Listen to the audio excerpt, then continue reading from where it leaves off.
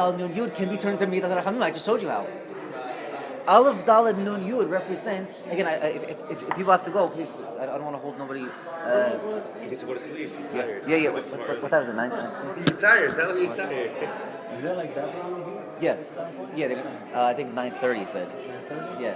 No, again, he's open to suggestions to close it earlier. He's open to suggestions, so we can if people feel like 9:15 is a better time to end it, we can tell him because he was asking about that. Rabbi Stanensky. Rabbi. He wants to.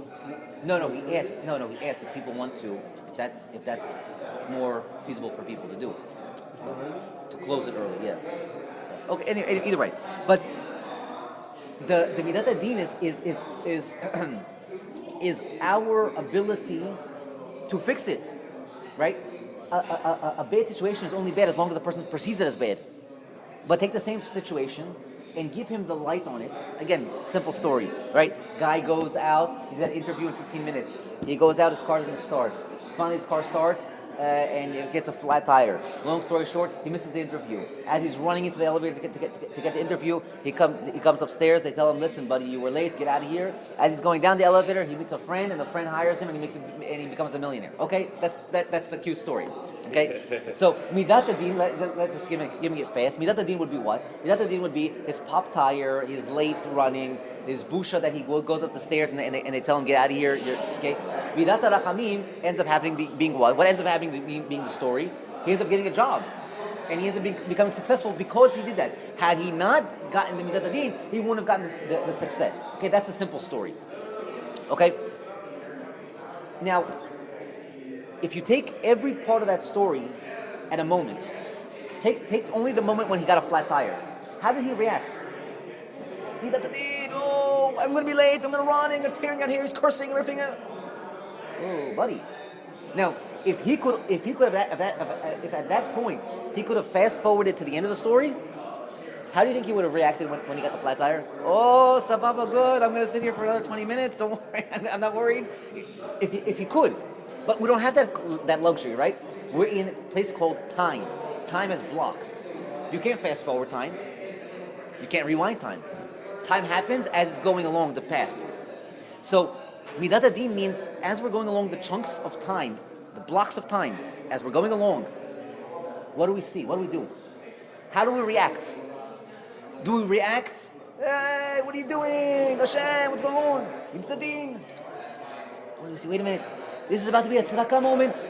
I know it, I feel it. It's about to be a tzedakah moment. So what do? You take din, and you take the word tzedakah, which is yud kei vav kei, and you squeeze into that aleph, and you insert it. You say, wait a minute, I know what's going on here. I don't see it clearly yet, but the configuration of the situation will all of a sudden appear to me. And 9 times out of 10? Well, so that's very dangerous proposition. Yeah. So But is it true or not true? yeah, but instead of all of that, Yeah. why just not to say like anything that happens to you in life It's for the good? actually is for good. Yeah, That's a done deal. right. Why do I need to Oh, remember the way to put that? Okay, because like this. He's like this.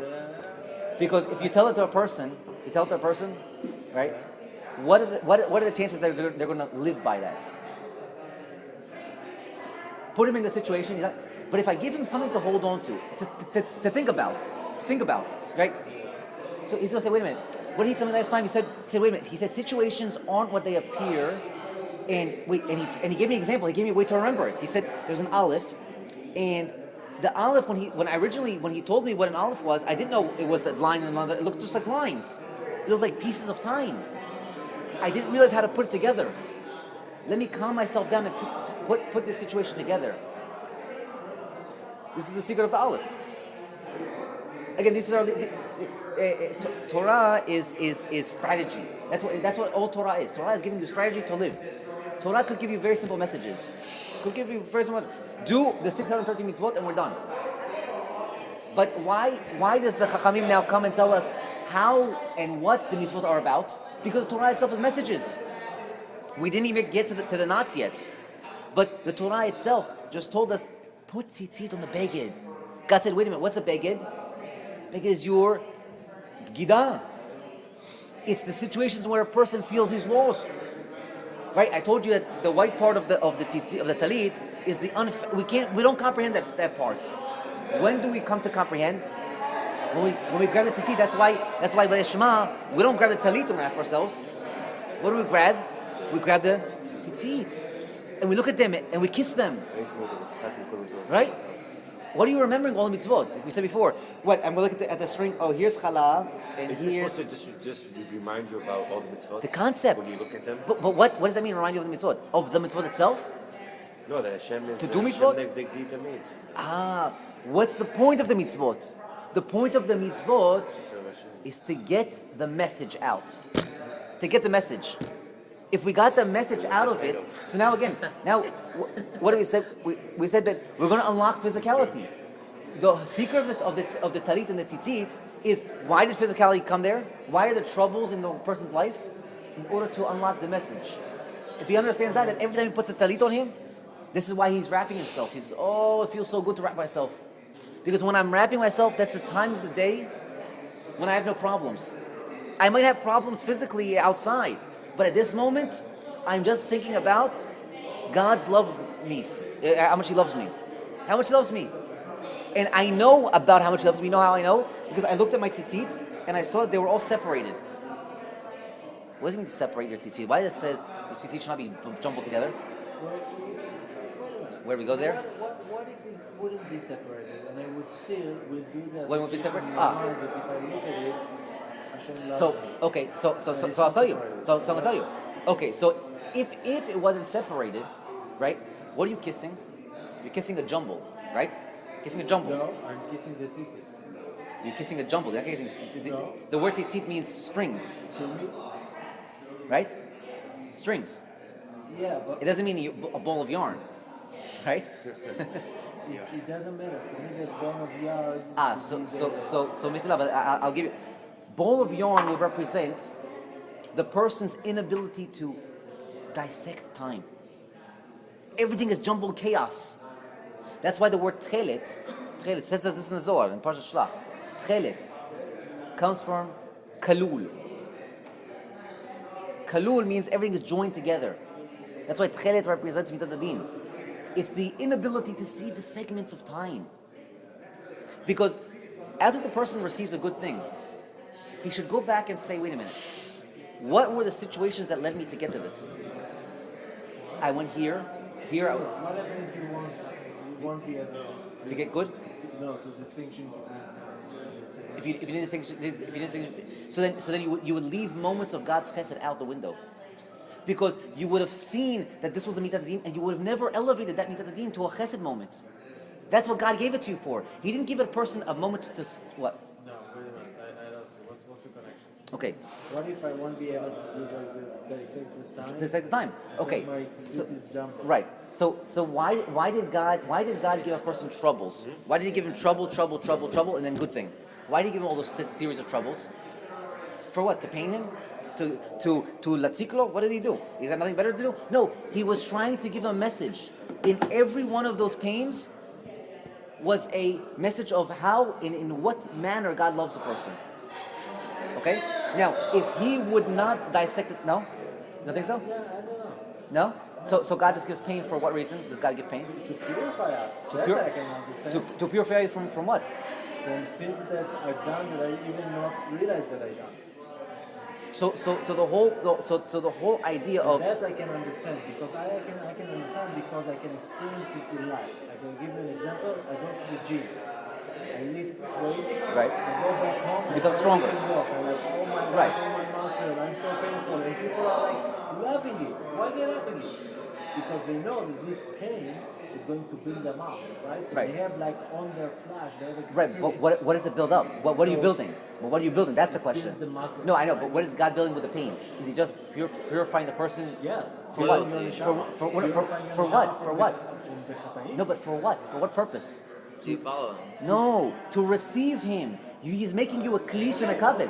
Okay, so if you receive him, what does that mean? It means that you have at that moment a what? No, please don't say. No, it means that at that moment you have a moment of perception. That's what you've received Him, right? Right. Okay, so what are you actually doing? You're creating moments of perception every time you divide the isurim. You're creating moments of perception. So you're right. Everything you're saying is we're saying the same thing. You're building up. What are you building up? Your neshama. What are you making pure? You're purifying so that your eye can now see him, and now you build up your neshama. That's called building up your neshama. Does that make sense? Yeah, now that this word Okay, so because the thing of like a message no, I use the word message because that's again, in the end of the day, what's the message? I love you. It's the same message all the time, right? So that's it. But there's different ways you can say it, and there's different ways you can feel it. And the love that you feel today, when a person is just going out on a date, is not the same love he feels when he gets married. It's not the same love that he feels when he's old. It's not the same thing. Right? So there's different stages of love. So just as there's different stages of, but it's the same word love, right? The same word, yet from when he was a baby to zaken to old, he had different concepts of the word love. Does that make sense? So each time that he separates, again, this is why it's important again that we separate them, because now what he's saying is, I'm going back on those moments and I'm saying, God, that time, I remember how much you loved me. I look like you didn't. But really, deep down, I'm sure you saved me from something there. And here, deep down, and again, you're thanking him for two things, like you said. You're thanking him for the things that we see, but we're thanking him also for purifying us and giving us the ability to thank him. That sounds shocking. But a lot of times we thank God for giving us something so that we can thank him again. Right?